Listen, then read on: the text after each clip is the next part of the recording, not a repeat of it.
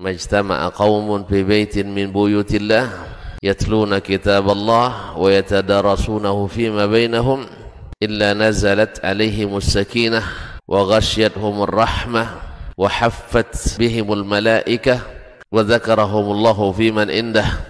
Tidaklah suatu kaum duduk di salah satu rumah Allah membaca ayat-ayat Allah dan sama-sama mempelajarinya kecuali turun kepada mereka as-sakinah, ketentraman dan kenyamanan.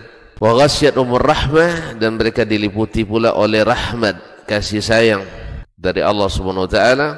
Wa haffat bihimul malaikah, dan mereka pun dikelilingi oleh para malaikat, karena malaikat suka majelis-majelis zikir dan ilmu.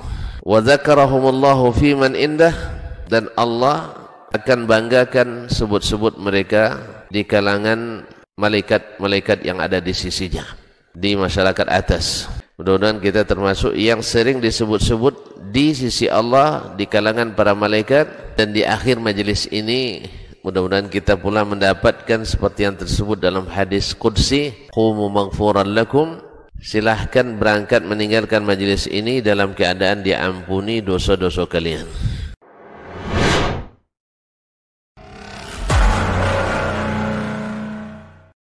Bismillah, Assalamualaikum warahmatullahi wabarakatuh.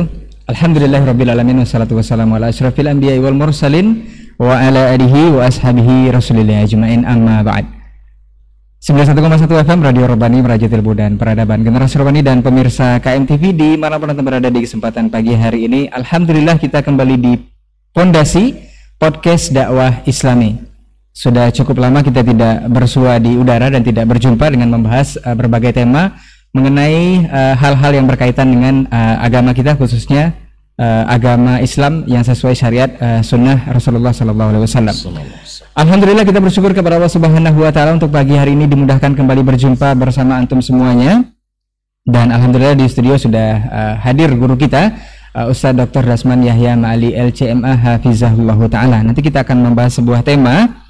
Kemudian salawat dan salam kepada Nabi Muhammad SAW. Kita bermohon salawat ini tersampaikan selalu kepada seluruh keluarga beliau, kepada para sahabat, dan juga tentunya kepada orang-orang yang senantiasa istiqomah menjaga dan menjalankan ajaran serta sunnah-sunnah beliau hingga hari kiamat kelak. Baik, generasi Rabbani dan pemirsa KMTV serta ikhwah yang sudah berkesempatan hadir di studio, kita akan membahas sebuah tema yang kita beri judul yaitu Sunni, Sunnah for Everybody. Ini seperti apa dan bagaimana? Apakah kita akan membahas kelompok juga atau seperti apa? Nanti kita akan berbincang selama lebih kurang 1 jam ke depan bersama guru kita Ustaz Dr. Dasman Yahya Ma'ali LCMA hafizahullah taala. Supaya antum tidak gagal fokus atau salah mengerti, insya Allah simak ini sampai akhir nanti. Kita akan sapa dulu beliau yang sudah hadir. Assalamualaikum Ustaz. Waalaikumsalam warahmatullahi wabarakatuh. Khair Ustaz. Alhamdulillah, sabar khair. Barakallah fiik Ustaz.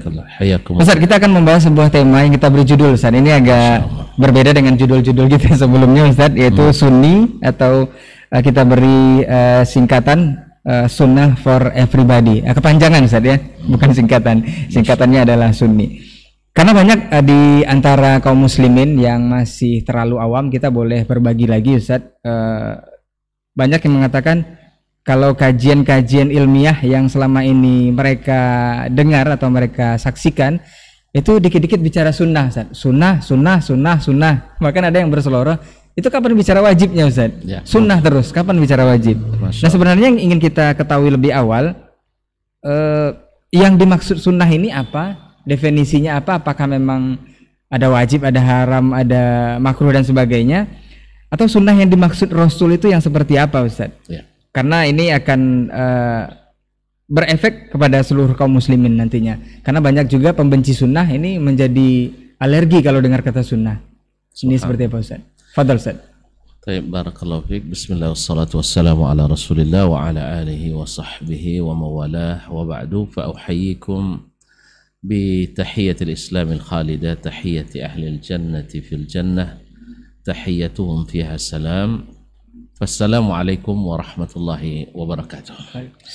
Alhamdulillah pagi yang cerah ini kita kembali bisa bersama melalui program 91,1 FM Pondasi Podcast Islami untuk seri yang kesekian kalinya.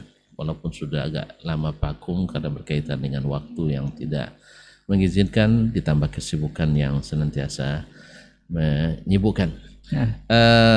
Terima kasih sekali lagi, bersyukur kepada Allah SWT kita diberikan waktu ini, mudah-mudahan menjadi pahala bagi kita, bukan justru menjadi bala, karena waktu itu subhanallah sangat mahal dan Allah bersumpah dengannya, dan manusia dalam masalah ini sering rugi, sering rugi, kecuali illal ladzina amanu wa amilus salihat wa tawasaw bil haqqi wa tawasaw bis sabr, kecuali yang orang-orang yang beriman, beramal saleh dan saling mengingatkan untuk tetap di atas kebenaran dan saling mengingatkan untuk tetap dalam kesabaran. Nah, mudah-mudahan hari ini kita dalam majelis ini memperbaharui iman, beramal saleh, kemudian saling mengingatkan mana yang benar supaya kita tetap berada di jalannya, dan untuk itu kita pun harus bersabar karena banyak rintangan dan penghalangnya. Yang namanya hidup adalah perjuangan, kata orang. Oleh sebab itu bersiaplah untuk selalu berjuang di dalam kehidupan ini. Mudah-mudahan kita di akhir daripada perjalanan kita dituliskan, diberikan taufik Allah berada menjadi mencapai finish dengan kemenangan. Amin ya rabbal alamin. Oleh itu sekali lagi bersyukur kita dan terima kasih kepada rekan-rekan yang ada di studio yang telah menyiapkan acara ini, khususnya saudara Kurai Amran yang senantiasa Masya Allah ceria, menemani, setia bersama di udara. Kawan-kawan yang di studio Abu Adlian dan yang lainnya, baik di studio KMTP maupun di studio Rabbani 91,1 FM, Barajut Ilmu dan Peradaban. Dan selanjutnya pada kaum muslimin dan muslimat, alim ulama, cerdik pandai, tokoh adat, tokoh masyarakat, bahkan tokoh wanita yang ikut menyaksikan atau mendengarkan melalui 91,1 FM atau melalui media live streaming, KMTV, Saudi TV dan sebagainya. Juga terima kasih saya sampaikan kepada semuanya. Alhamdulillah, salawat dan salam kepada Nabi SAW. Karena kita membahas pada pagi ini tentang sunnahnya dengan judul sunni. Ini kalau dikembalikan ke bahasa Arab, kita insya Allah adalah sunni yang dinisbatkan kepada sunnah. Artinya orang yang disebut sunni itu ada orang-orang senantiasa istiqamah di atas sunnah. Nah, apa itu sunnah? Seperti yang dipertanyakan di awal ini. Tadi dikatakan mungkin di antara pendengar atau pemirsa mungkin masih awam. Sebenarnya bukan awam, cuma lupa. Maka kita wazakir fa inna dzikra tanfa'ul mu'minin. Nah, lupa dan tidak tahu sebenarnya saudara kandung juga. Karena ketika kita lupa seperti tidak tahu. Dan manusia pada umumnya seperti kata pepatah Arab, an-nasu adu ma jahilu. Manusia itu cenderung untuk memusuhi apa yang dia tidak ketahui. Itu sudah merupakan fitrah. Natural sekali. Bila kita melihat sesuatu yang belum kita kenali, itu teragak asing oleh kita. Karena tidak familiar, tidak biasa, dan tidak aktual menurut kita. Oleh sebab itu maka para ulama kita berusaha untuk mengenalkannya. Di saat orang-orang dulu bahasanya masih kokoh, mereka pada umumnya tidak memerlukan definisi-definisi. Pada umumnya mereka dengan kalimat itu memahami makna yang sangat banyak dan mendalam. Tapi di saat sudah kita di zaman kurangnya ilmu sehingga banyaknya keedah-keedah, kadang lebih banyak keedahnya daripada ilmunya, lebih banyak definisi-definisi daripada kandungan ilmunya. Setiap macam ada definisi. Akhirnya pemahaman pun bergeser tergantung orang yang membuatkan definisi itu. Ma'asyiral kiram dirahmati Allah Subhanahu wa taala. Maka ketika Nabi alaihissalatu wassalam menyebutkan kalimat sunnati seperti dalam hadisnya, taraktu fikum amrayni in tamassaktum bihima lan tadillu ba'di, kitab Allah wa sunnati. Aku tinggalkan untukmu dua perkara, bila kamu berpegang teguh kepada keduanya, kamu tak akan tersesat setelahku. Kenapa Nabi tidak akan sesat setelahku? Karena memang sepeninggal Nabi itu rentan kita tersesat. Sebab apa? Karena yang membawa petunjuk utama itu Nabi sudah pergi. Nah, sekarang kan kita mengikut orang-orang yang tentu tidak maksum seperti Nabi alaihissalatu wassalam. Maka Nabi ingatkan, kalian tak sesat bila berpegang pada kedua ini. Kenapa jamin itu? Karena sahabat tidak tersesat karena ngikut keduanya atas bimbingan Nabi alaihissalatu wassalam. Oleh itu maka siapa yang ingin, mungkin ada di pertanyaan selanjutnya nanti, ingin tidak tersesat jalan, kedua inilah pegangannya. Kedua ini pegangannya. Nah, sekarang pertanyaan, apa yang maksud dengan as-sunnah? Seperti yang saya katakan tadi. Dulu ketika disebut as-sunnah, orang tidak paham. Wah, itu adalah sunnah Nabi SAW. Sehingga seperti kata ulama, iza utliqatis sunnah. Ya, iza utliqatis sunnah. Kata Imam An-Nawawi dalam ininya dalam kitabnya, bila diitlakkan kalimat as-sunnah, maka yatabadaru ila dzihn, yang langsung terbayang oleh seseorang itu adalah semua yang datang dari Nabi sallallahu alaihi wasallam, min qaulin aw fi'lin aw taqririn bal wa sifatin, bahkan termasuk sifat. Semua yang datang dari Nabi sallallahu alaihi wasallam, perkataannya, perbuatannya, ketetapan dan persetujuannya, bahkan sifat-sifatnya sendiri, itu disebut sunnah. Karena sunnah menurut bahasa adalah at-tariqah was-sirah, yaitu perjalanan hidup atau jalan, sekali baik atau buruk, itu hukum asalnya. Tapi ketika disebut as-sunnah secara mutlak, ini sunnah, ini bukan sunnah, pasti maksudnya sunnah Nabi sallallahu alaihi wasallam. Nah, lawannya selalu, lawan sunnah itu adalah bid'ah.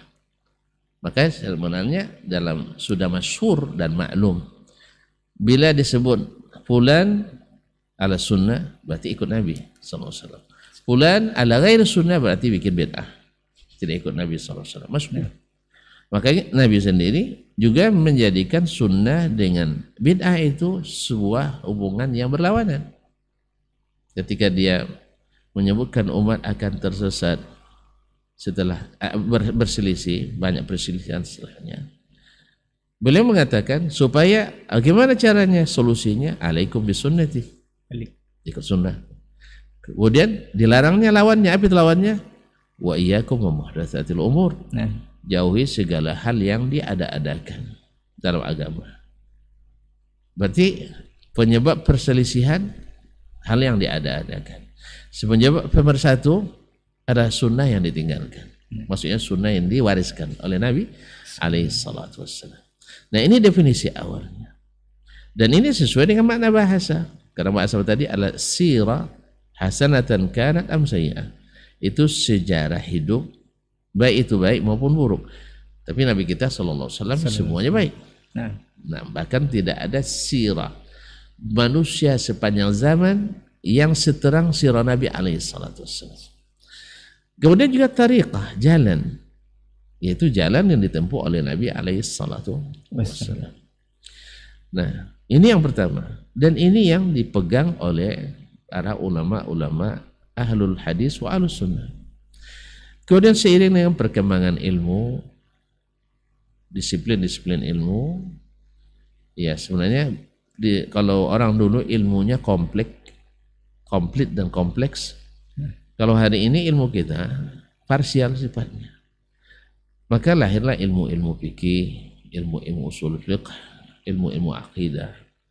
Maka masing-masing mereka juga mendefinisikan, karena di dalam istilah mereka ada istilah sunnah itu. Seperti para fuqaha membagi al-ahkam at-taklifiyah al-wad'iyah kepada 5. Al-wujub, as-sunnah, al-haram, tahrim atau al-hurmah, kemudian al-karaha, al-ibahah. Tentu mereka harus membedakan makna daripada as-sunnah ini. Tidak mungkin diartikan semua yang datang dari Nabi Sallallahu Alaihi Wasallam, karena yang datang dari Nabi itu ada yang wajib, ada yang sunat menurut istilah fuqaha, ada yang diharamkan. Kan ada perintah larangan Nabi berarti mengharamkan, ada yang makruh, larangannya tidak sampai haram tapi dilarang. Kemudian ada yang namanya al-ibahah, dibolehkan. Oleh sebab itu maka mereka membuat definisi lain lagi. Apa yang maksud dengan as-sunnah menurut para fuqaha? Maka mereka mendefinisikan sunnah awalnya sama, maja'ani Nabi sallallahu alaihi wasallam min qaulin, menurut fuqaha adalah ma yusabu ala fi'lihi wa la yu'aqabu ala tarkih, yaitu yang diberi pahala bila dikerjakan dan tidak berdosa bila ditinggalkan. Ini yang umum.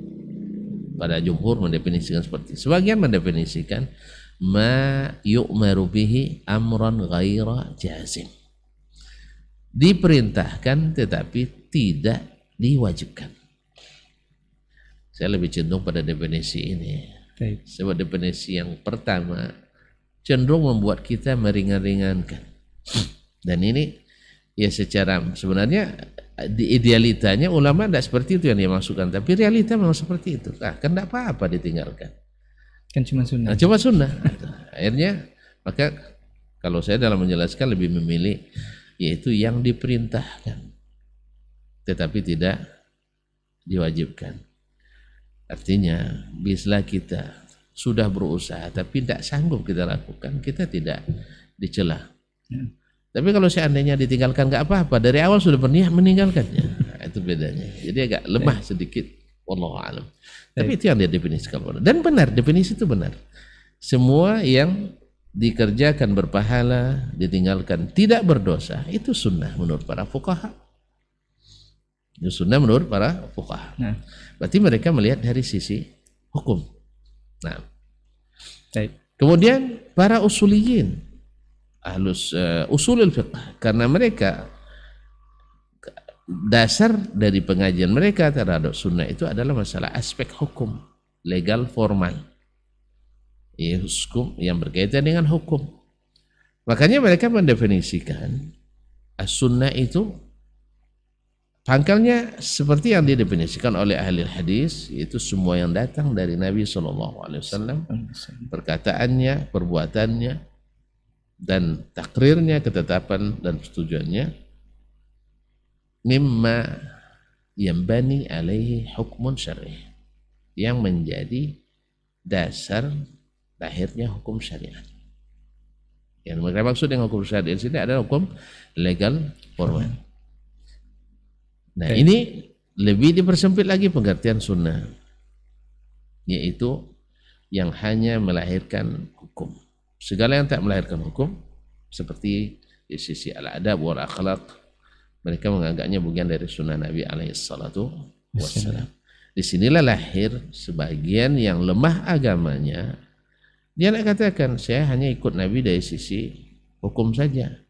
Sebab yang lain-lain kan sifatnya tabiat manusia. Dia nak makan pakai tangan kanan, ya tabiat. Nak pakai kiri, dia tidak ikut. Dan sebenarnya sebagian lupa bahwa di situ juga ada pahala dosanya. Ya, artinya siapa yang makan tangan kiri, makannya seperti makannya syaitan misalnya. Tapi mereka tidak menganggap ini sebagai bagian daripada sunnah, karena menurut suliin. Kemudian ada istilah sunnah lagi menurut para ahli aqidah. Ahli al-aqidah. Makanya kitab-kitab aqidah di kalangan as-salaf selalu disebut dengan istilah as-sunnah.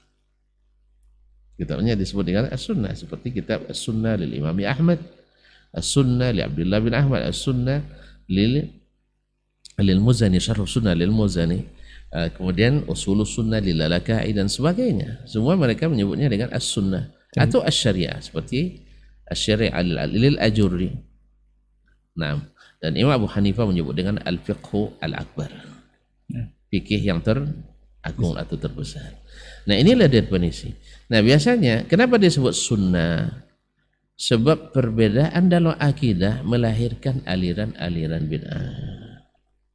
Ini kok asalnya. Nah. Jadi berbeda dalam masalah akidah ini berubah manhaj. Kalau berbeda dalam masalah hukum fikih tidak berubah manhajnya. Itu sebabnya Abu Hanifah, Malik, Asy-Syafi'i, Ahmad, mereka itu banyak perselisihan dalam masalah hukum. Dalam masalah hukum. Tapi manhaj tetap. Tetapi dalam masalah akidah mereka sama. Masalah akidah mereka sama. Bahkan manhaj dalam mengambil dalil pun mereka sama. Cuman berbeda dalam ada beberapa sisi pandang. Oleh sebab itu kita dapatkan antara Syafi'i dan Ahmad berdamai. Antara murid-murid Syafi'i dengan murid-murid Ahmad berdamai. Jelas ya? Tapi ketika lahir aliran keyakinan, akhirnya membentuk firqah-firqah. Makanya kitab kita akidah al-sunnah mereka namakan dengan as-sunnah. Jadi maknanya adalah bertentangan dengan bid'ah. Nah, berarti cukup rasanya untuk antum yang menyimak atau mendengarkan di kesempatan pagi hari ini, pengertian sebenarnya definisi dari sunnah itu sendiri sebenarnya cukup kompleks ya. Jadi ada pembagiannya juga. Perlu saya tekankan bahwa yang lebih general dalam masalah ini definisinya ahli hadis. Yaitu mengandung sunnah menurut fuqaha, mengandung sunnah menurut usuliyin, dan mengandung sunnah menurut ahli al-aqidah. Sebab semua datang dari Nabi. Baik itu wajib maupun sunat. Masuk ke fuqaha. Baik mengandung hukum ataupun tidak, masuk ke usuliyin. Masalah akidah atau selain masalah akidah, masuk ke ulama. Makanya definisi ahli hadis karena mereka aslinya ahli sunnah itu ahli hadis, ya, karena mereka yang menjaga sunnah Nabi SAW dari awal sampai akhir, dari menghafalkan, meriwayatkan, kemudian menyebarkan, mengamalkan, mereka yang menjadi penjaganya. Makanya mereka disebutlah mereka yang ahli sunnah asli itu mereka. Jadi jangan salah kaprah lagi soalnya dikit-dikit sunnah gitu. Pada ada pembagiannya. Memang dikit-dikit sunnah. Memang seperti kata Sufyan Ats-Tsauri rahimahullah taala. Idza istata'ta alla tahukka ra'saka illa bis-sunnah faf'al. Kalau bisa kamu tak garut kepala kecuali memakai sunnah, buat itu. Garut kepala pakai sunnah. Artinya apa? Karena Nabi itu sempurna. Nabi itu sempurna. Kemudian kita direkomendasikan oleh Allah untuk mengikut Nabi SAW dalam segala hal, kecil dan besar. Makanya memang kita dikit-dikit memang sunnah. Karena sunnah yang sedikit itu besar, ya besar pahalanya. Dan bid'ah sedikit besar juga dosanya. Ya oleh sebab itu makanya dikit-dikit kita sunnah. Alhamdulillah. Jadi memang harus dipopulerkan sepertinya Ustaz ya. Nah, mungkin ini masuk ke pertanyaan berikutnya Ustaz. Tadi sudah disinggung juga. Ada yang mengatakan bahwa Nabi ini diutuskan, Nabi kan dari kalangan kita juga Ustaz, dari manusia. Diutus oleh Allah Subhanahu wa taala, cuman beliau adalah seorang nabi. Tapi itu tidak terlepas dari faktor beliau sebagai manusia biasa. Ada yang memikirkan atau memberikan penilaian bahwa kita mengikuti Nabi itu hanya dari fungsi beliau sebagai Rasul saja Ustaz, karena itu yang ada SK-nya katanya. Kalau beliau sebagai manusia biasa itu tidak wajib atau tidak harus kita ikuti semuanya, karena tidak ada nilai atau tidak ada SK-nya. Ini yang seperti ini apakah benar atau seperti apa Ustaz? Atau memang seperti itu Ustaz? Baik, barakallahu fiikum. Memang Nabi manusia biasa. Banyak Al-Quran menyebutkan bahwa seluruh nabi dan rasul itu manusia biasa. Lakin Allah, tetapi Allah Subhanahu wa taala yuhi ilaihim, memberikan wahyu kepada mereka. Memberikan wahyu kepada mereka. Nah, Nabi alaihi salatu wassalam berfungsi sebagai utusan Allah Subhanahu wa taala. Nah, apa saja yang dikirimkan Allah melalui Rasul itu. Kan sekarang kita tidak mengelaknya. Tidak mungkin saya ikuti Rasul dalam semua sisi kehidupannya. Nah. Sebab dia kan manusia biasa. Tidur, lapar, kenyang, demam, haus, nikah, dan sebagainya. Oleh sebab itu, saya kan mengikutnya apa yang menjadi fungsi dia sebagai Rasul. Nah. Saya akan nanya ke antum, apa fungsi Rasul itu?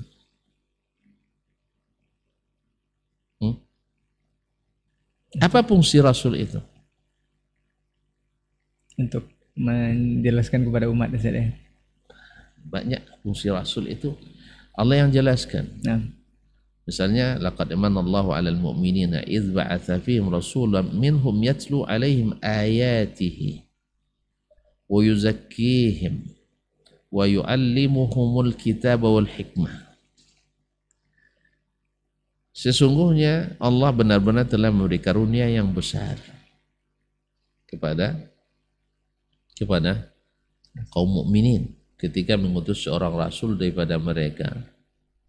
Apa tugasnya? Yatlu alim ayati, membacakan kepadanya ayat-ayat Allah. Jadi tugas Nabi membacakan ayat-ayat Allah. Habis wa yuzakkihim, dan membersihkan mereka. Apa yang dibersihkannya? Luar dalam, zahiran wa batinan. Luar dalam akidahnya, hatinya, dari segala penyakit. Sedangkan zahiran, ya membersihkan tubuhnya, membersihkan badannya, pakaiannya, makanannya, rumahnya, lingkungannya. Berarti Nabi SAW diutus Allah SWT. Apakah hanya dengan diutus membawa hukum-hukum saja? Tidak sih. Kalau antum meminjam istilah para usuliyin tadi, benar. Karena sunnah menurut usuliyin datang dari Nabi SAW untuk menjelaskan hukum saja. Ya. Nah, di mana otoritas ahli usul yang mengkhususkan Nabi hanya bawa hukum? Di mana mereka dapat?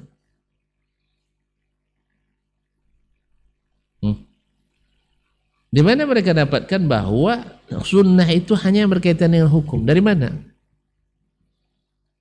Apakah itu dari pemahaman Nabi dan para sahabatnya? Atau karena mereka berkecimpung dalam masalah hukum? Sehingga mereka menyangka bahwa Nabi hanya bawa masalah hukum. Padahal kaum muslim dan muslimat dirahmati Allah SWT, Nabi bukan hanya bawa hukum dia.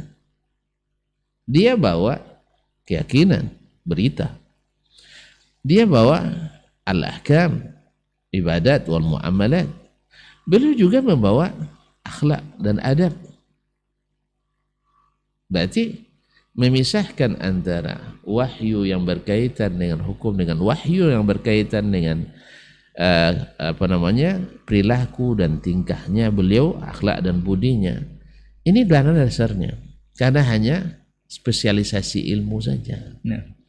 Makanya ketika ada yang bertanya ke Ustaz, sering bukan satu kali, sering bertanya, Ustaz, saya hanya akan mengikut Nabi SAW.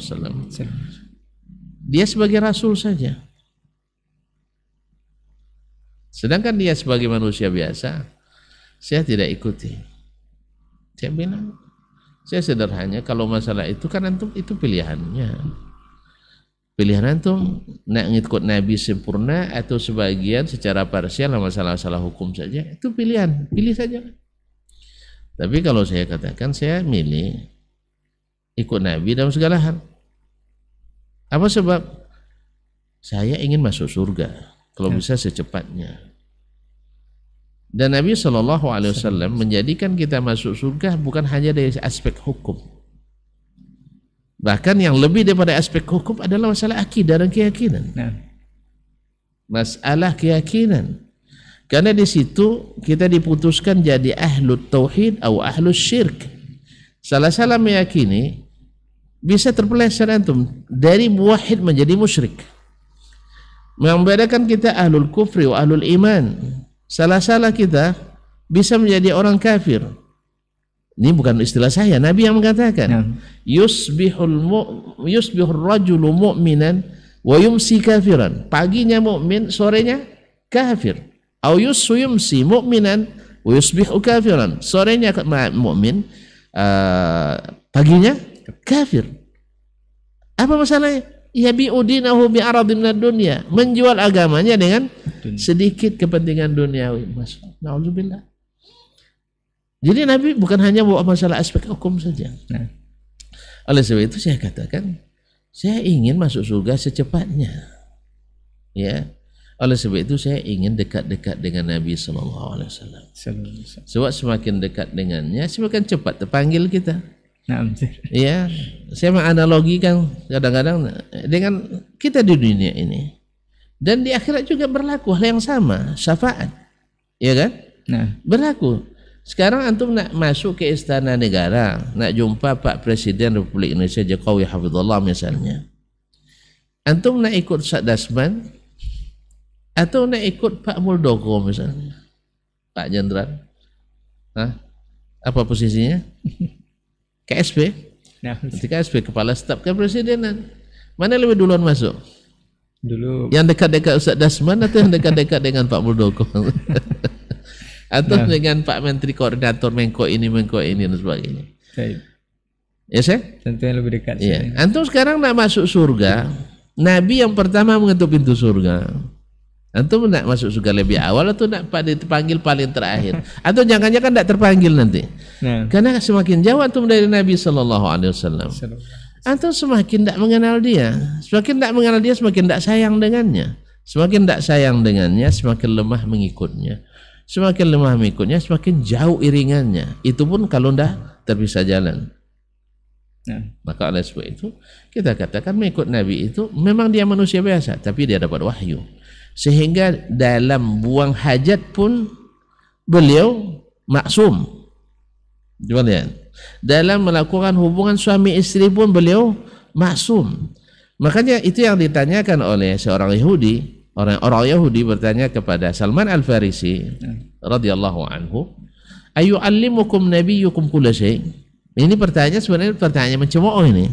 Memangnya Nabi kalian tuh ngajarin semua? Ya, Salman dijawab dengan serius. Benar.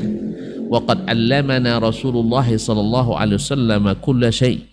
Rasul sudah mengajarkan pada kami segala sesuatu, hatta al-khira'ah. Sampai bagaimana cara cebok pun diajar Nabi alaihissalatu wassalam. Cebok kan masalah manusia biasa, makan masalah manusia biasa, tapi mereka menjadikan Nabi sebagai contohnya. Makan tangan kanan, makan dari tempat yang kemudian menjelati lidah jari jemari sebelum dibasuh, kemudian baca bismillah, baca alhamdulillah di setelahnya, kemudian tidak tidak makan berlebihan dan sebagainya. Ini kan manusia biasa.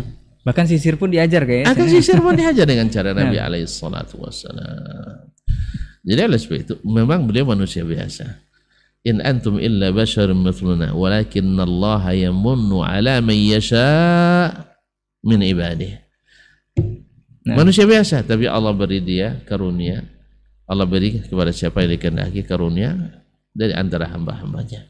Dan mereka manusia pilihan. Antum ikhwan, ya, misalnya kalau antum nak pandai main bola, ya pasti nak niru-niru. Idolanya antum. Iya, nak gaya Messi, atau nak gaya Ronaldo, atau nak gaya Mbappe, atau gaya Maradona yang lama misalnya, asyik tuh ikut gayanya. Nah, antum, anak curiga sama antum nih, cinta apa Nabi atau tidak ini?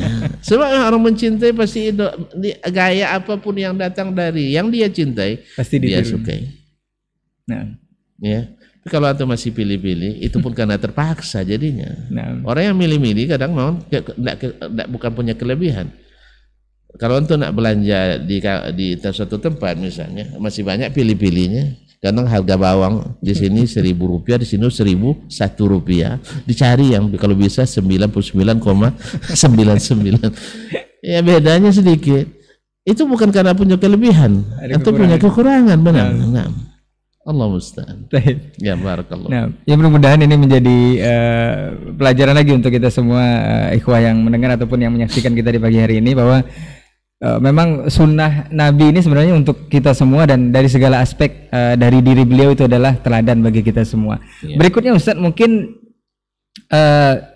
sesuai tema kita yang memang sunnah ini untuk semua atau sunnah for everybody ini Ustadz, Nabi katanya itu lebih keras kepada perkara-perkara syubhat dibanding perkara maksiat Ustadz. Karena kita dapatkan contoh dari riwayat-riwayat beliau ketika ada seorang yang berjima di siang Ramadan, itu bahkan akhirnya dapat kurma Ustadz, tidak jadi dihukum Ustadz. Tetapi ketika ada seorang sahabat yang baca panjang pada saat pimpin sholat jemaah, itu malah Nabi langsung keras, itu menjadikan beliau akan menimbulkan fitnah bagi kaum muslimin. Apakah ini Nabi bermudah-mudah di perkara maksiat atau seperti apa ini Ustaz? Bukan bermudah-mudah masalah maksiat. Beliau orang yang berbuat maksiat sebesar apapun, dia merasa menyesal dan berdosa. Ya, kalau dia sudah mengaku datang ke Nabi SAW, Rasulullah halaktu, saya binasa, berarti kan dia merasa berdosa. Makanya Nabi tidak keras lagi dengannya. Beda dengan orang yang melakukan bid'ah, menambah-nambah sesuatu atau melebih-lebihkan sesuatu, dia bukan merasa berdosa. Tadi seperti yang antum katakan, ketika Mu'az radhiyallahu taala anhu, beliau sholat isya bersama Nabi jadi makmum, kemudian pulang ke Quba jadi sholat lagi menjadi imam. Ya karena dia merasakan bahwa semakin panjang sholatnya tentu semakin afdal. Mungkin tak Mu'az merasa berdosa? Merasa berpahala. Merasa berpahala. Makanya Mu'az tak merasa bersalah dia. Makanya Nabi ingatkan dengan keras. Makanya bid'ah itu kaum muslimin dan muslimat, seperti yang dikatakan oleh para ulama kita khususnya as-salaf, lebih disukai syaitan daripada maksiat. Dan sesungguhnya bid'ah itu lebih susah bertobat daripada ahli maksiat. Sebab dia merasa berbuat taat. Makanya datang hadis Imam At-Tabarani, la yatubullah ala sahibi bid'ah. Allah tidak akan menerima taubat orang yang berbuat bid'ah.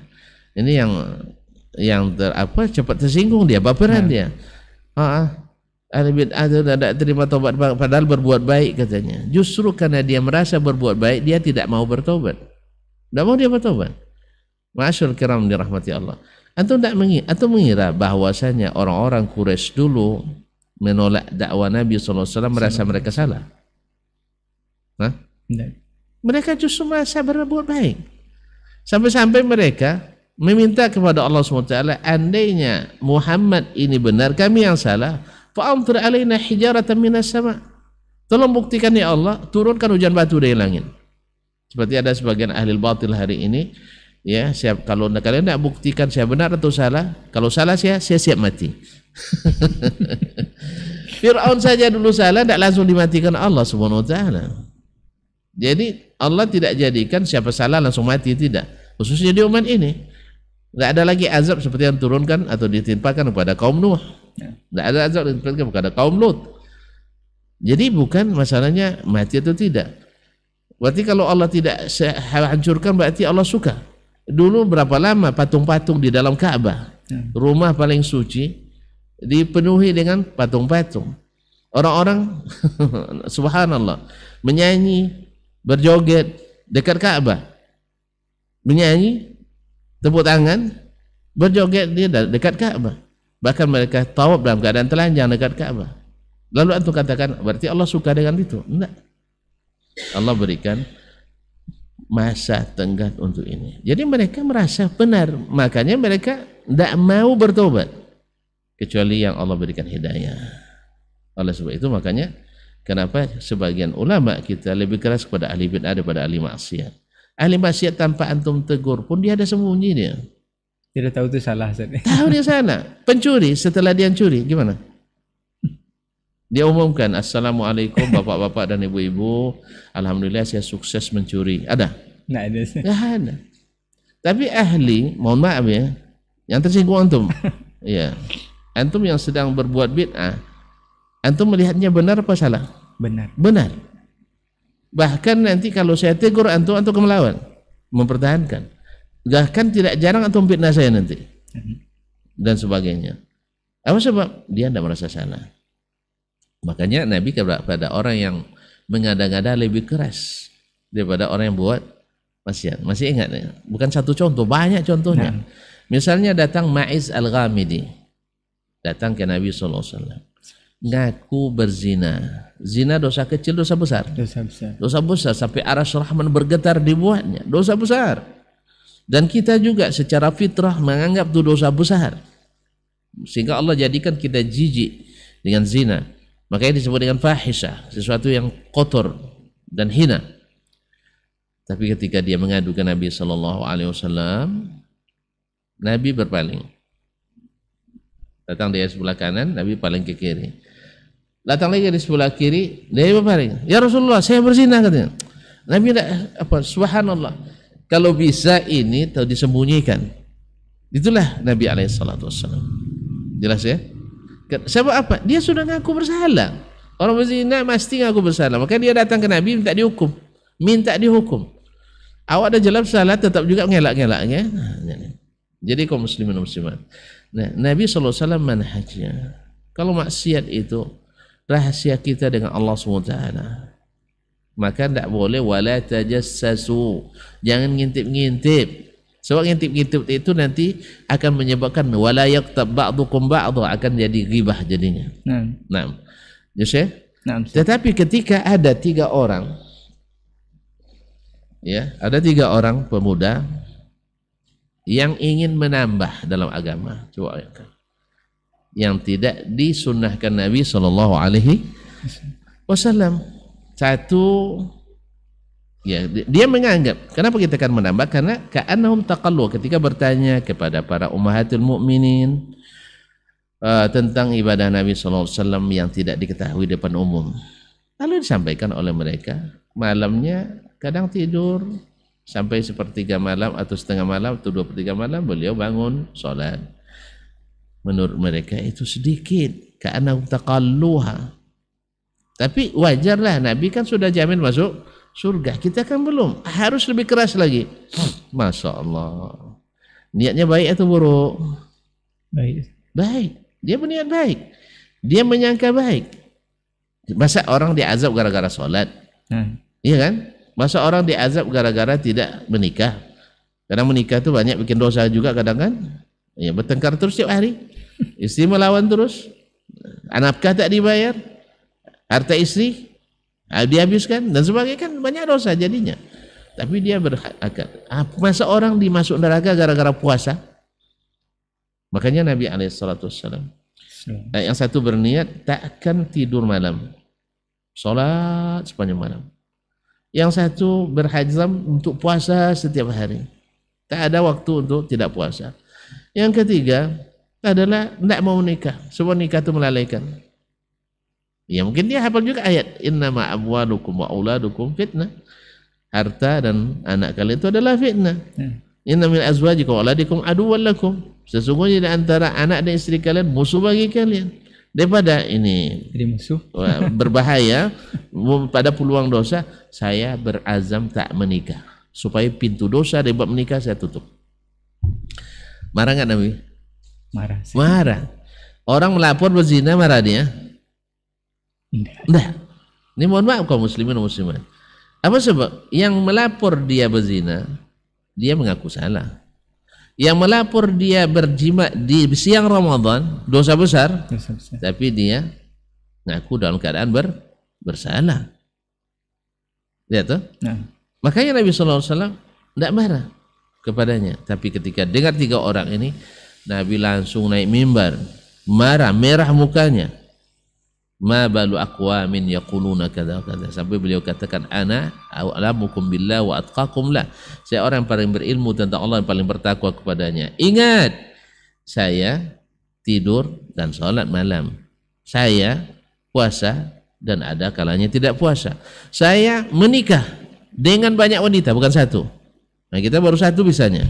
Ya, Nabi bilang atazawwajun nisa, bernikah dengan banyak wanita.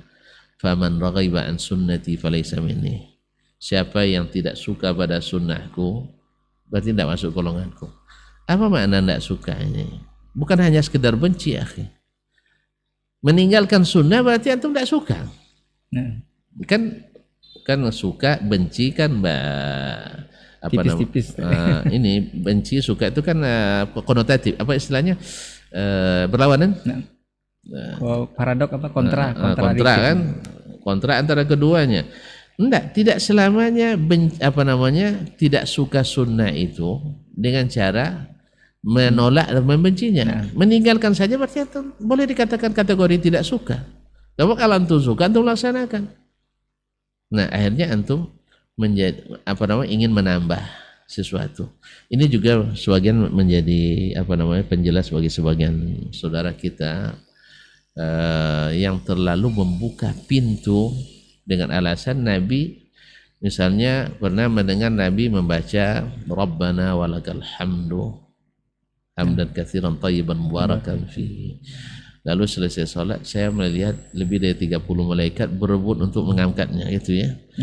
Ikhwani fillah, kaum muslimin dan muslimat, harus dibedakan antara bid'ah dengan sabab urutnya hadis. Ya, sebab urutnya hadis. Sebab bid'ah itu baru dikatakan bid'ah, ma'asyiral kiram, adalah sesuatu yang sudah sesuatu yang sudah sempurna, ada keputusan Nabi di situ, lalu antum buat, baru jadi bid'ah. Makanya Ibnu Hajar menyebutkan istilah bid'ah itu dengan i'tiqadu syai'in lam yakun fi zamanin Nabi SAW, meyakini sesuatu yang tak ada diyakini zaman Nabi SAW, mengada-ngada sesuatu yang tidak ada di zaman Nabi SAW. Adapun di zaman masih turunnya ayat, masih turunnya wahyu, itu menjadi sabab wurudnya. Makanya tidak pernah dikatakan oleh Nabi SAW, ahli bid'ah, tidak ada. Jelas ya, makanya takkan ada dibilang hai ahli bid'ah. Sama kan kepada yang bertiga tadi, ada dibilang hai ahli bid'ah? Enggak. Jelas? Jadi ada yang diterima, ada yang ditolak. Sekarang seolah-olah asal baik itu mesti diterima. Enggak. Ada yang diterima Nabi, ada yang ditolak. Makanya hari ini karena syariat sudah selesai, tidak ada lagi istilahnya asal baik diterima, tidak. Asal baik sesuai dalil itu diterima. Tapi kalau baik tak berdalil, saya ulang kembali, asal baik sesuai dalil diterima. Tapi kalau baik tak ada dalil, tak diterima. Ada dalil Ustaz. Dalil yang mana? Dalilnya digunakan oleh sahabat dulu atau tidak? Sebab banyak sekarang orang menyesatkan juga dengan dalil. Mu'tazilah sesat. Ini masuk bab lain, saya tak bawa. Sedikit aja Ustaz. Mu'tazilah sesat karena ayat. Ya, ayat yang mengatakan Al-Quran, Quran itu makhluk. Dalam ayat subhanallah, ada kalimat muhdas di situ, min subhanallah, Quranin muhdas. Jadi katakan muhdas di sini, muhdas itu mereka maknanya seperti mukhatalafatul hawadis, sesuatu yang makhluk yang berubah. Padahal makna muhdas jadi dengan makna jadid, yaitu yang baru yang Allah turunkan, sehingga mereka menjadikan Al-Quran sebagai makhluk. Diikuti oleh sebagian besar dari saudara kita Asy'ariyah dan Maturidiyah. Sebab memang dasar ilmunya sama, yaitu mengedepankan akal daripada Al-Quran dan Sunnah. Al-Quran dan Sunnah. Sama juga orang menjadikan ayat laisa kamitslihi syai'un sebagai puncak kekeliruan dalam berakidah. Ayat ini Allah termaksudkan untuk mengimani sifat-sifat Allah yang dia sebutkan di dalam kitab dan sunnah Nabi SAW. Datang ahli kalam menjadikannya penolak. Coba yang kan bedanya. Apa kita katakan untuk mengiyakan? Sebab Allah katakan laisa kamitsli syai'un, selepas itu langsung dia sebutkan sifatnya wa huwas samiul basir. Tidak ada yang serupa dengan Allah sesuatu pun, tapi ingat Allah tuh Maha mendengar, Maha melihat. Berarti Maha mendengar, Maha melihat. Makhluk melihat, makhluk mendengar, iya sama? Tidak.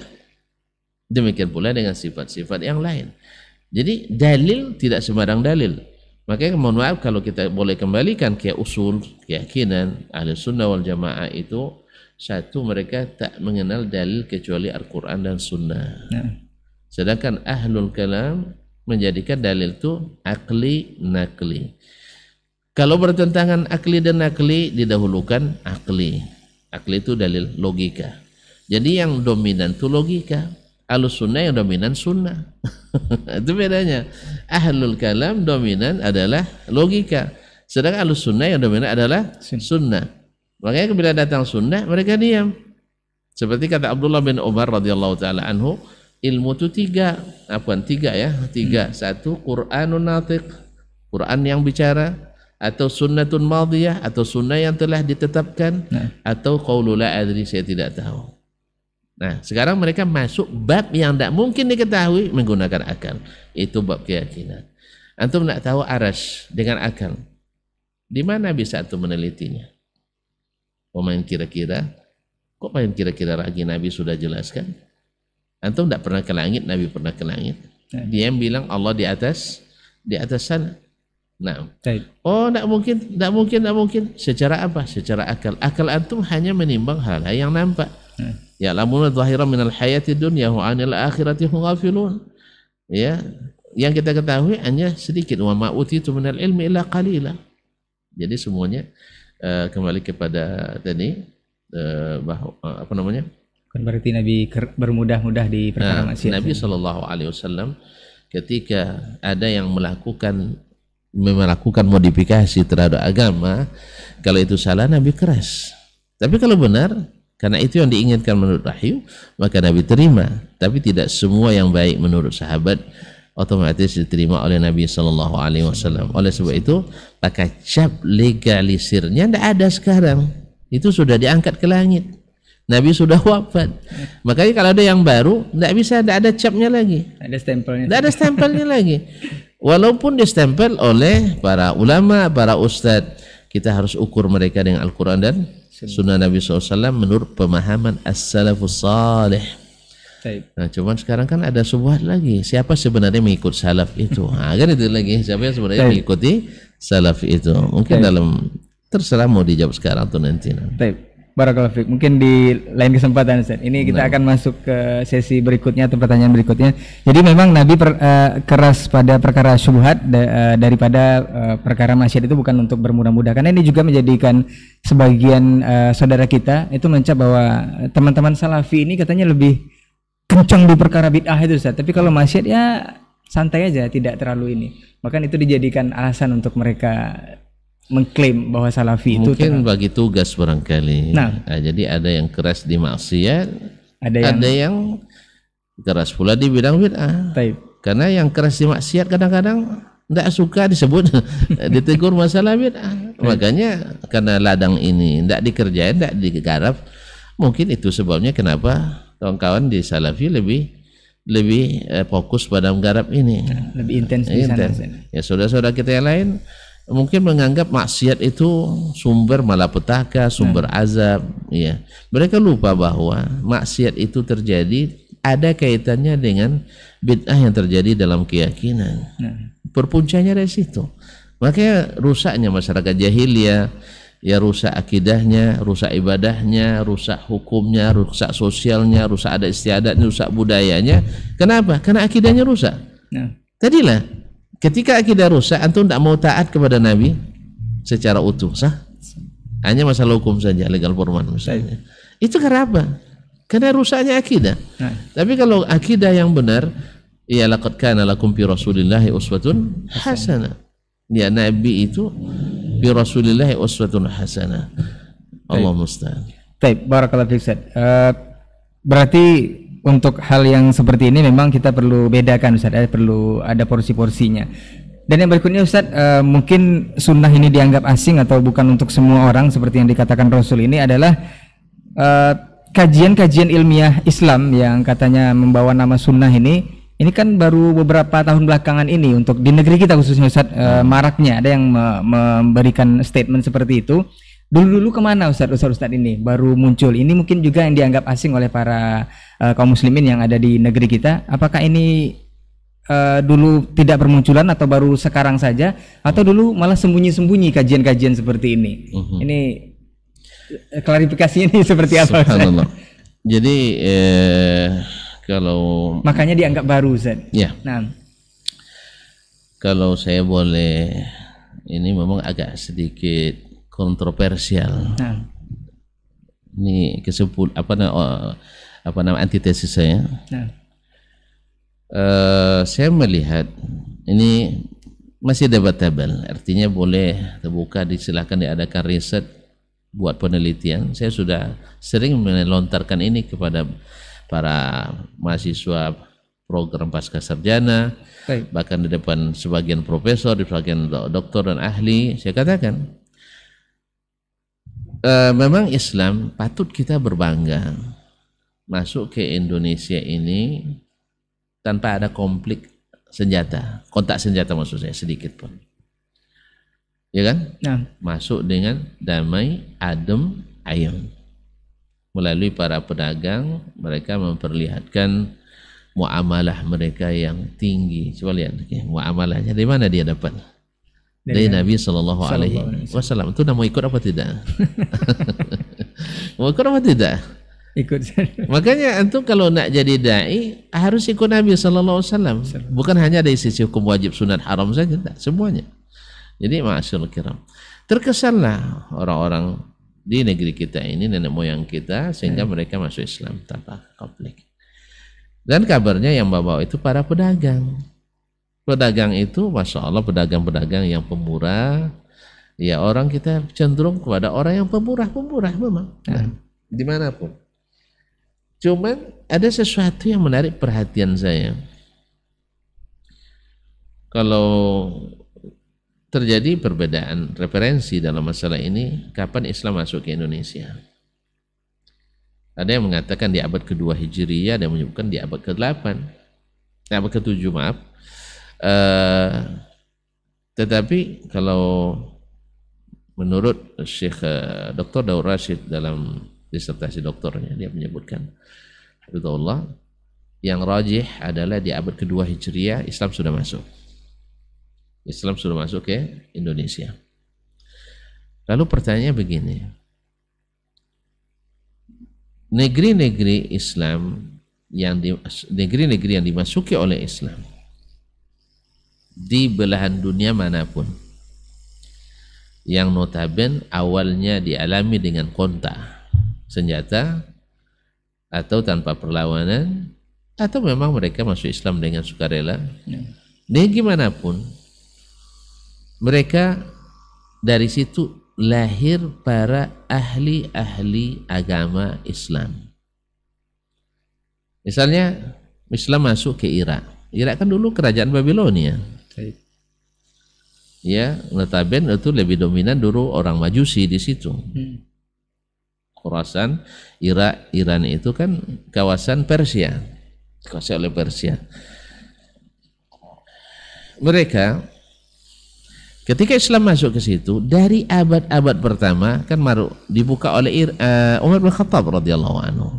Berarti di awal-awal Khulafa Rasyidin lagi. Dari situ langsung lahir para ahli-ahli ulama, fuqaha fikih, ulama-ulama hadis. Ya, misalnya faqih Islam pertama dari mazhab yang 4 lahir di Irak, Abu Hanifah rahimahullah. Dan sebelum Abu Hanifah masih banyak sebenarnya, ada Sufyan, ada semacam Asy-Sya'bi, ada semacam Abu Ishaq As-Sabi'i, dan sahabat Abdullah bin Mas'ud, Abu Musa Al-Asy'ari. Ramai para fuqaha di situ. Dan itu tersebut dalam literatur dan referensi Islam, baik buku tulisan ataupun riwayat lisan. dalam sanad tersebut. Maka ketika dapatkan fulan al-Kufi sah atau al-Iraqi, ada semuanya. Lalu masuk lagi Islam ke kawasan Rusia, bilad mawarana, biladus Sind, ya kan?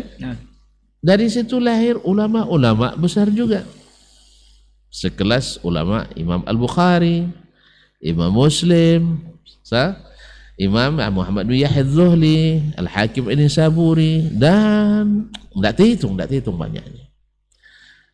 Masuk Islam ke Mesir juga di masa Umar bin Khattab radhiyallahu taala.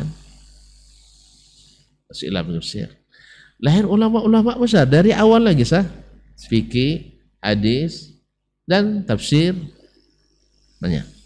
Bahkan masuk ke Andalus sana, ke Eropa, ya kan, ke Afrika, dilewati Afrika Utara, terus lahir ulama-ulama besar tersebut dalam literatur. Nampak saya? Masuk ke misalnya ke India, masuk ke Afghanistan dan sebagainya, bilad wara-anar tadi, lahir ulama-ulama besar seperti Ibn Hibban Al-Busti, As-Samarqandi, dalam semua bidang ilmu keislaman. Tapi ketika di Nusantara, ya saya mengatakan ini sebatas ilmu saya. Ya, kalau ada yang saya sangat berterima kasih.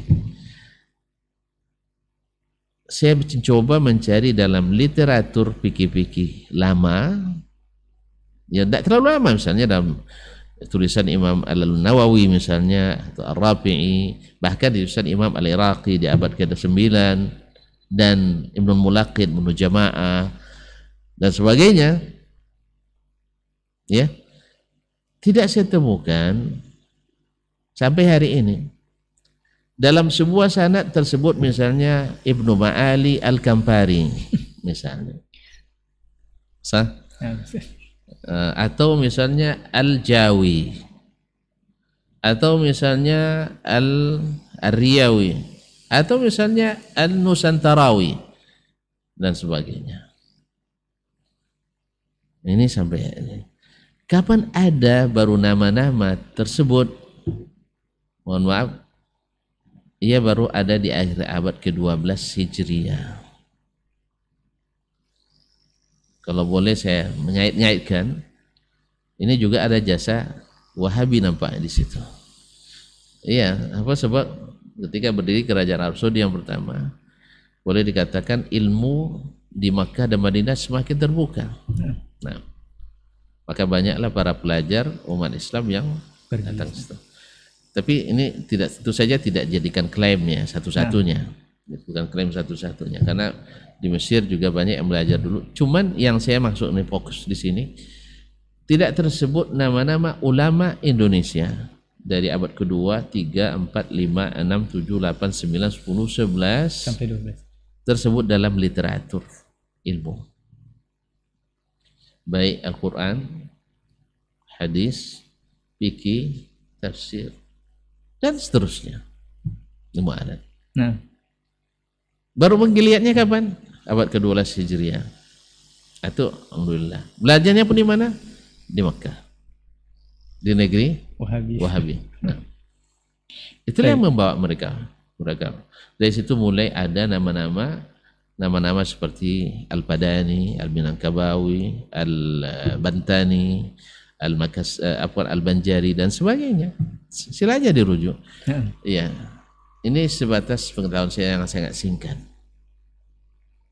Tidak saya temukan dalam sanad-sanad riwayat nama-nama yang berbau Nusantara. Oleh sebab itu ketika ada pertanyaan, baru sekarang aja nampaknya maraknya dakwah sunnah itu. Dulu-dulu kemana? Dulu-dulu kemana? Sebenarnya bukan tidak ada kitab hadis, kitab fikih, dan sama sampai ke kita. Misalnya saya ketika belajar di pondok, ya mulai saya belajar 84 lah masuk Darun Nahdhah. Sahih Bukhari sudah ada, Sahih Muslim, Kutubus Sittah sudah ada sebenarnya. Cuman terus terang memang waktu itu karena kami tidak punya, tidak jadi literatur utama, tapi di dalam kaca dilihat boleh, dipegang jangan. Nah, itu aja.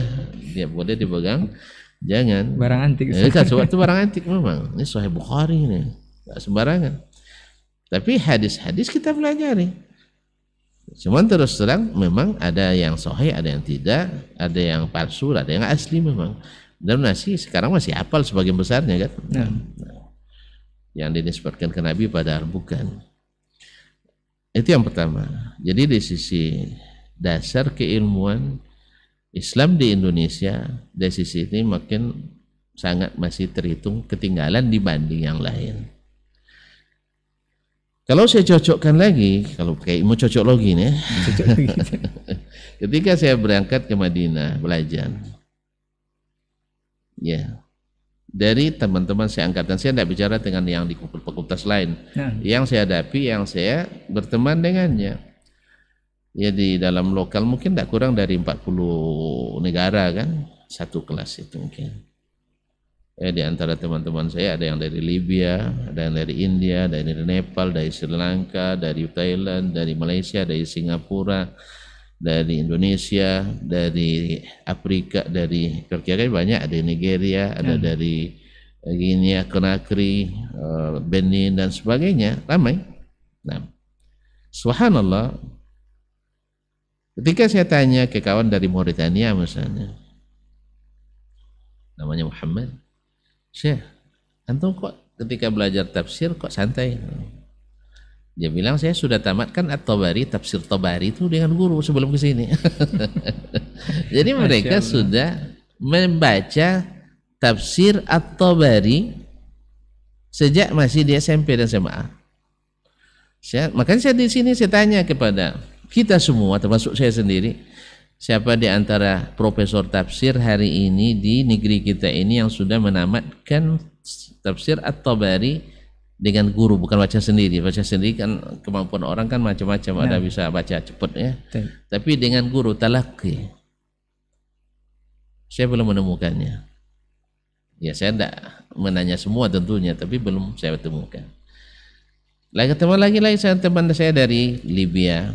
Saya lihat dia di ilmu mustalah lebih cepat nyambung daripada kita. Dia bilang, kita kan rujukan kita kan tadribur rawi. Syarh takrib An-Nawawi. Dia bilang, saya sudah 2 kali menamatkan ini. Dengan guru. Gurunya siapa? Murid dekat Imam Al-Albani rahimahullah. Syekh Muhammad bin Ibrahim Syaqra Al-Urduni di Urdun. Dan kalau tidak salah juga Syekh Iyad Al-Abadi hafizahumullah jami'an. Jadi sebelum dia belajar dia sudah tamatkan kitab itu. Bandingkan dengan Dasman yang datang dari pesantren tertua di Riau, alhamdulillah masih mutu, boleh diuji. Kan itu. Artinya ketika pergi ke Jakarta, ke Libya, dari seluruh daerah kan ada, dari seluruh pesantren kan ada. Rata-rata yang masuk ke situ juga orang-orang pilihan dari pesantrennya. Alhamdulillah masih juga bisa menempati ranking 1 waktu itu. Waktu itu, sekarang saya tidak tahu lagi. Mungkin mereka lebih hebat. Berarti masih bisa bersaing saja. Artinya mutu masih bisa diadu. Itu artinya. Tapi sampai di Madinah, itu yang kenyataan yang saya hadapi. Sehingga memang kerja keras. Apalagi saya masuk hadis masalahnya. Nah, susah dipelajarinya, susah pula dapat kerja setelah tamatnya. Kata orang, tapi ternyata kerja banyak. Piti yang tak ada kata. Ini kaum muslimin muslimat dirahmati Allah SWT. Ini kondisi kita. Oleh sebab itu kalau antum tanyakan kenapa sunnah itu baru sekarang aja nampaknya. Sebenarnya bukan tidak ada, tapi satu sehingga keilmuan kita mungkin, mohon maaf, dibanding Afrika sendiri kita jauh ketinggalan. Mahasiswa Afrika di Madinah itu sering jadi pemuncak universitas. Sedangkan mahasiswa Indonesia sampai zaman saya, cerita saya, sampai zaman saya di Indonesia atau anak Indonesia jarang masuk urutan 1, 2, 3 atau hampir nggak ada. Tapi zaman setelah kita, di mana yang kita kirim adalah hasil didikan kita. Dulu kita hafal 3 juz sudah hebat itu.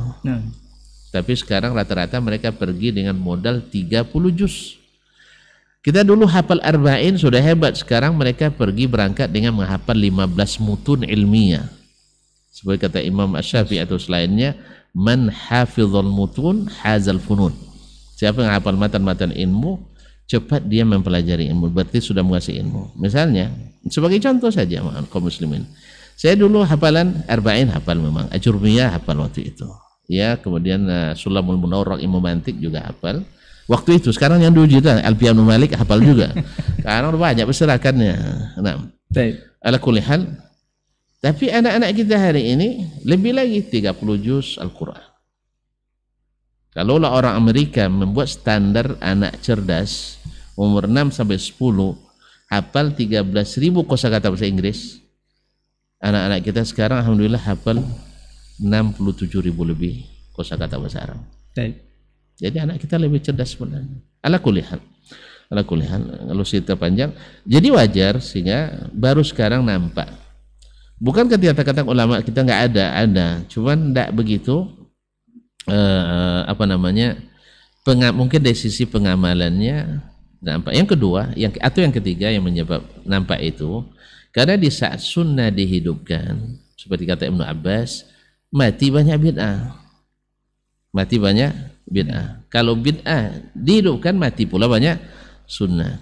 Nah, masing-masing kan ada pembelanya. Ketika banyak kematian di pihak bid'ah, banyak yang berbelasungkawa, akhirnya menjadi masyhur jadinya. Menjadi masyhur.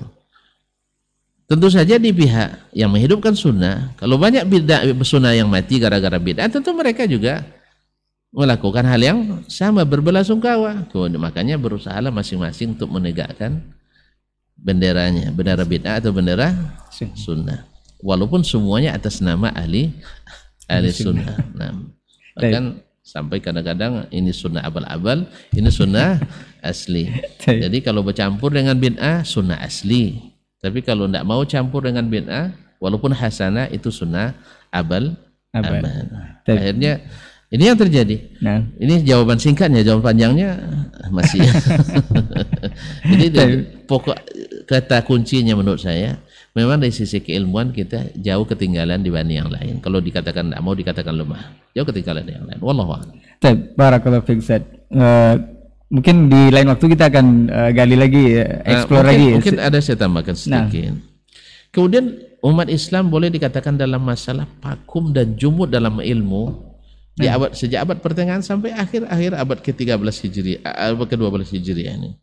Maka ketika lahir dakwah Syekh Muhammad bin Abdul Wahhab, gaung sunnah itu kembali menggema kemana-mana, sehingga ditakuti oleh para pembela bid'ah. Sehingga beliau difitnah di mana-mana.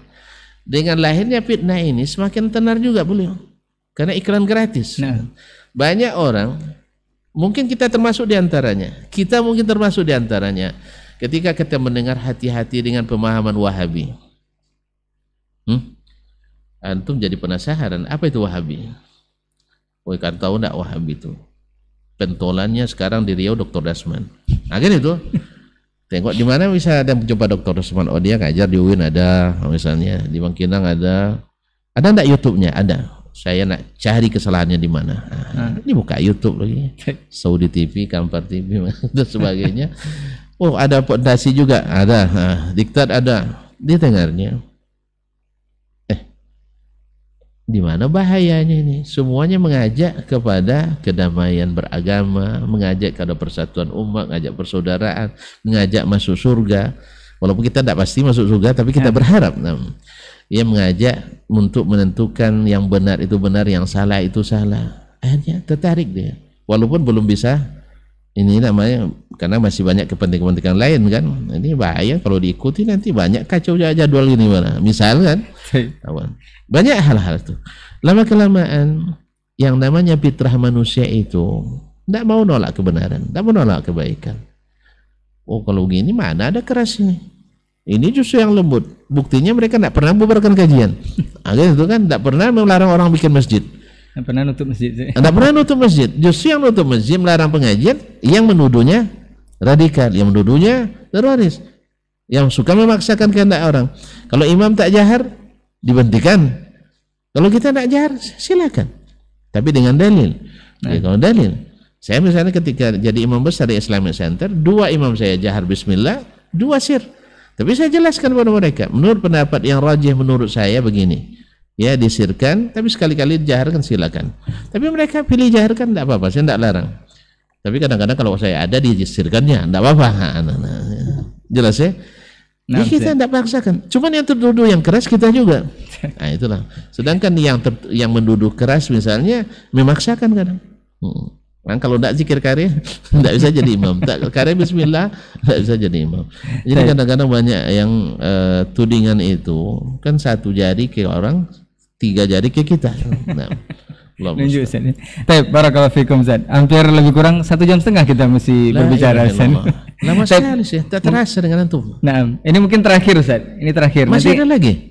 Terakhir Ustaz. Mungkin next kita akan bahas lebih lanjut mengenai lain tema. Sepertinya kalau bersama Ustaz ini tidak cukup. Ya memang kata orang Arab al-haditsu dzu syujun. Baik. Gitu. Ini Ustaz, karena sunnah for everybody, sunnah kan katanya untuk semua kita Ustaz, dari Rasul iya, Ustaz. betul. Cuman yang jadi masalah Ustaz, sambil nanti terakhir Ustaz mungkin ada nasihat untuk kita semua agar memang sunnah ini bermasyarakat. Kalau bisa seluruh kita di sini itu memasyarakatkan sunnah. Ada perkataan mungkin dari Ustaz juga kita sering dengar, tidak seluruh ulama itu yang menguasai sunnah Ustaz. Berarti ada yang luput dari beliau. Ya. Sekelas Imam Asy-Syafi'i pun mungkin ada yang luput Ustaz ya. Cuman sempurna karena kebersamaan Ustaz. Ini apakah ada batas minimum kita mengamalkan sunnah atau ada target maksimum kita dalam mengamalkan sunnah sehingga kita memang bisa disebut ahlu sunnah dan bisa memasyarakatkan sunnah di masyarakat kita. Kemudian yang berikutnya ada yang mengatakan bahwa mending kita tidak usah tahu saja Ustaz. Karena kalau kita tahu satu perkara jadi ini akan memberatkan. Karena ini dikit-dikit haram, mungkin itu dikit-dikit ini seperti ini. Mending kita tidak usah tahu. Jadi tidak ada hukum untuk orang yang tidak tahu. Mungkin itu terakhir Ustaz. Sekaligus nasihat. Ini pertanyaannya pendek-pendek tapi jawabannya luas ini Ustaz. Nah, mungkin terakhir ini Ustaz. Pertama ikhwani fillah, bahwa sunnah ini memang milik semua umat Islam. Nah. Semua umat Islam dari seluruh definisi itu silakan, tidak ada masalah. Antum nak ambil definisi fuqaha saja, atau akidah, atau definisinya ahli akidah, definisinya usuliyin. Tapi yang lebih general seperti yang saya katakan definisi ahli hadis, mencakup semua yang dikhususkan oleh ulama-ulama selain itu. Makanya kalau antum sudah menerima yang datang dari Nabi SAW, perkataannya, perbuatannya, takrirnya, sifatnya, antum masuk ahli sunnah menurut fuqaha, masuk ahli sunnah menurut al-usuliyin, masuk ahli sunnah menurut ahli akidah. Jelas ya? Nah, kalau gitu memang yang selamat itu memang ikut ahli hadis nampaknya. Iya, karena definisi yang lain selalu parsial sifatnya. Kalau hadis itu menyeluruh. Kenapa? Karena mengikut Nabi SAW secara sempurna. Maka dia sempurna ilmunya. Maka ahli hadis tidak perlu cari ilmu selainnya. Makanya seulang kata Abdullah bin Umar tadi, al-ilmu salasa. Ilmu 3, kitabun natiq, Al-Quran, atau sunnah madiyah, sunnah yang sudah tetap, atau la adri. Kalau tidak ada pada keduanya bilang saya tidak tahu. Antum paksa saya tidak tahu. Saya tidak tahu kok. Saya tidak tahu itu nisful ilmi kata ulama. Saya tidak tahu itu adalah setengah ilmu. Antum punya ilmu, beritahu saya. Tapi ingat, saya terima ilmu Al-Quran dan Sunnah dan beragama. Bukan masalah nanam cabai, bukan saya bikin keramba, enggak. Karena kalau menanam cabai bikin keramba, Nabi sudah berikan dalilnya dari sekarang, dari dulu sampai kiamat. Antum a'lamu bi umuri dunyakum. Tapi kalau untuk masalah agama, Nabi batasi. Wa iyyakum wa muhdatsatil umur. Jangan mengada-ngada. Oleh sebab itu sunnah ini untuk semua. Nah, tadi antum katakan bahwa tidak satu pun ulama yang menguasai seluruh sunnah. Ini bukan perkataan saya. Perkataan Imam Asy-Syafi'i rahimahullah ta'ala. Sebagaimana beliau juga mengatakan, saya tidak mengetahui seorang pun alim menguasai seluruh bahasa Arab kecuali Nabi sallallahu alaihi wasallam. Oleh sebab itu tidak ada yang lebih fasih menjelaskan agama dari Nabi alaihi salatu wasallam. Di sini dipahami bahwasanya keterangan Nabi itu sudah jelas. Ya sudah jelas. Oleh sebab itu menerimanya adalah hal yang ini. Nah, Apa maksudnya? Apakah kalau saya tidak menguasai seluruh sunnah? Kita kembali lagi yang tadi. Ada yang minimal maksimal. Yang minimal antum bisa berakidah yang benar, bisa melaksanakan rukun-rukun Islam yang diwajibkan, atau menghindari hal-hal yang diharamkan. Itu sudah cukup. Sah? Sah. Nah, tetapi ada hal-hal yang sifatnya tambahan dan wara. Mengetahui mana yang dianjurkan tapi tidak wajib. Contohnya, ya, apa contohnya? Seperti sholat sunnah, atau bacaan-bacaan ini dan itu. Ya, sekarang antum tidak hafal misalnya bacaan doa pagi dan petang, misalnya tidak hafal antum. Ya, pokoknya sore saya bilang subhanallah, alhamdulillah, selesai. Ya, itu tidak apa-apa. Tapi kalau antum tidak pandai sholat maghrib, pas maghrib antum masih main bulu tangkis, berarti antum belum mempelajari sunnah yang diwajibkan. Keadaan minimalnya belum sampai. Atau antum ketika orang dengar azan masih tetap rapat, antum berarti masih ada hal yang wajib yang untuk ketahui dalam masalah ini. Tahu tapi tidak mengerjakan. Makanya kita di sini dakwah mesti harus lakukan. Ada pun hal-hal yang sifatnya fadilat ini, fadilat itu. Kalau sholat duha apa fadilatnya, atau manusia pertama ada betul siapa, misalnya kan, ini tidak wajib untuk ketahui. Tapi kalau ketahui itu menambah hazana ilmu dan keimanan itu. Dan wallahu a'lam. Jadi ketika bicara tentang itu, Imam Ibnu Rajab dalam Fathul Ilmi Salaf ala Ilmi Khalaf, atau yang diantara maraji yang kontemporer seperti usul ahli hadis bid-da'wati ila Allah. Jadi dibagi ilmu itu ada yang sifatnya fardu ain, ada yang sifatnya fardu kifayah. Kemudian ada yang sifatnya as-sunan wa ziyadat wal fadl. Nah. Baik, yang terakhir tadi? Mungkin mending tidak tahu aja Ustaz. Mending tidak tahu. Kalau selamat dengan tidak tahu, ya saya juga milih tidak tahu. Tetapi antum tahu sendiri, hal yastawil ladzina ya'lamuna wal ladzina la ya'lamun. Apakah sama orang yang mengetahui dengan tidak? Jelas tidak. Yarfa'illahu alladzina amanu minkum walladzina utul ilma darajat. Allah angkat tinggi-tinggi orang beriman dan diberikan ilmu. Berarti orang-orang jahil di mana letaknya? Ya di bawah. Di dunia aja ada kelihatan antum. Yang jahil-jahil duduknya di mana? Di bawah. Di bawah. Yang berilmu duduknya tinggi-tinggi. Ya, oleh sebab itu terserah antum nak pilih kejahilan. Yang kedua, bahwasanya ada yang diberi uzur karena jahil, ada yang tidak. Ya, saya tak tahu ya Allah katanya. Kamu di situ radio ada, televisi ada, masjid ada, surau ada, yayasan ada. Ngapain aja kamu? Kok enggak tahu saya? Kok enggak tahu? Enggak ada uzur. Ada uzur. Kemudian makanya lebih baik tahu. Baik tahu. Apa sebab? Karena kalau antum tahu, kan tidak mengerjakan yang haram. Justru itu nikmat malah. Berapa banyak kita lihat orang menikmati ilmu dan hijrah dengan gaji 200 juta sebulan, lalu dia hijrah, buka lagi dagang bakso kadang. Kadang laku, kadang tidak. Tapi dia merasakan nikmat. Ini banyak kita temukan. Ya, dulu Ustaz, gaji saya cari uang 100 juta sebulan itu tidak payah. Tapi selalu berkelahi sama istri rumah katanya. Sekarang saya pulang pun tidak bawa apa-apa, tetap juga dielus-elus kepala saya soal istri, puji-puji. Sabar ya bang. Cinta itu terasa. Dulu tidak terasa, hampa. Walaupun diletakkan uang 50 juta, ini ambillah dia pergi belanja. Dia pergi pula dengan apanya ke salon. Awak pergi pula main bola sama kawan, apa dan sebagainya. Awak ke karaoke, dia ke disco. Iya. Satu pulang mabuk, satu teler. Di mana nikmatnya? Mana nikmatnya? Utang ternyata gaji banyak, utang banyak juga. Tidak ada barakah. Tapi walaupun kami pendapatan pas-pasan, tapi masya Allah cinta kami bukan pas-pasan lagi. Tapi betul-betul memuaskan. Mana itu yang pilih? Duit banyak atau istri banyak? Istri menyenangkan. Banyak pula menyenangkan. Pasti yang menyenangkan.